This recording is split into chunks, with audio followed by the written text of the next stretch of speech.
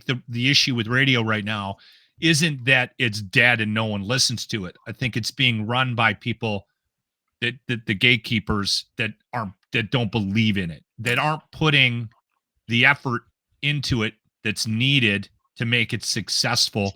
They're just marginalizing, consolidating, trying to eke as much money out of it as possible.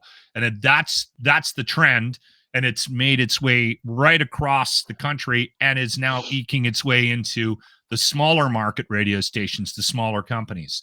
There are still people out there that believe in radio, and maybe they're a little scared about putting their hand up and saying something in a meeting when somebody suggests they voice track all 30 radio stations and put the same guy on middays, right?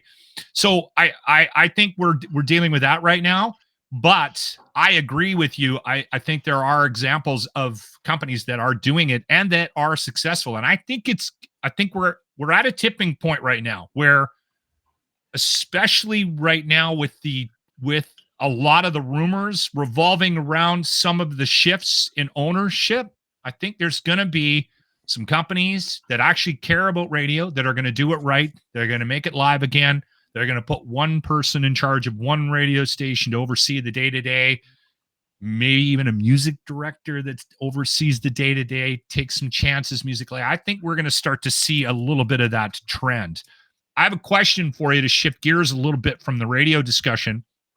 Cody, do you ever see a day when podcasts will be allowed to play music, or do you think the record companies are too entrenched in the licensing side of things and may keep that away forever? Good question. It's bigger than record companies. Obviously, it's the publishing companies as well. Yeah. I think I believe that people need to pay to use music, whether it's in a movie or a commercial, TV show, all of that kind of stuff. Podcast is a different world. But yeah, it's always interesting to me to listen to, especially if I listen to a music-driven podcast and they don't play the song, or they only play a snippet of the song. It's a bit frustrating. I don't know the answer to that question, if and when or how it would be resolved, to be honest with you.